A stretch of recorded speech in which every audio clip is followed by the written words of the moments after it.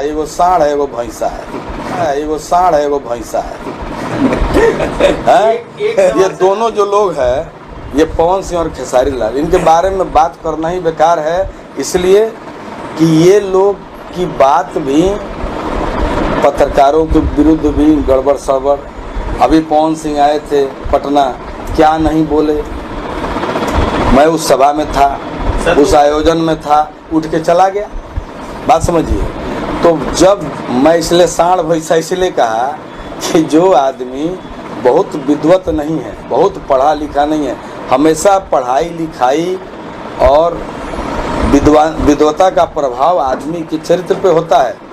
आप एक बात बता ली, मनोज तिवारी जी से कभी गलती हुई है? मैंने, आप इतने पत्रकार लोग हैं, कभी रवि भाई ने कुछ बोला है? रवि किशन जी ने? आज दोनों सांसद हैं, मैं विधायक हूँ, निर्दल विधायक हूँ। लोग तो बीजेपी से आए, मैं निर्दल हूँ।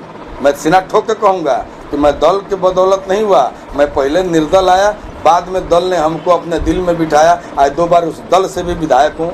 लेकिन ऐसा क्यों? कभी दिनेश लाल से बड़का स्टार है लोग, खेसारी लाल जी या दिनेश लाल जी में कोई तुलना है? दिनेश लाल जी पढ़े लिखे हैं, कॉमर्स से M.Com है। तो जो पढ़ा लिखा आदमी होगा, कोई बात बोलेगा उसमें शालीनता विद्वता होगी, जो पढ़े लिखे नहीं है उनमें नहीं होगी। इसलिए खेसारी लाल हमारे बारे में अल्टा पट्टा बोलता, थोड़ा हम उसको रिएक्ट करते हैं। पवन सिंह तो गाना ही छोड़ दिए, तो क्या हो गया? हम थोड़े रिएक्ट करते हैं? नहीं भाई, ये दोनों सुपरस्टार हैं, आज समय इनके साथ है।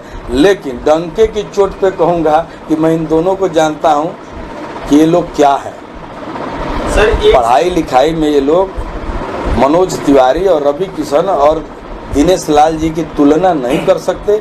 आज कोई आदमी, कोई मेरा पत्रकार मित्र नहीं कह सकता है कि कभी मनोज तिवारी जी के मुंह से कुछ गलत निकला हो। लेकिन ये दोनों लोग भी समय समय पे हमारे पत्रकार बंधु को कुछ ना कुछ बोलिए देते हैं।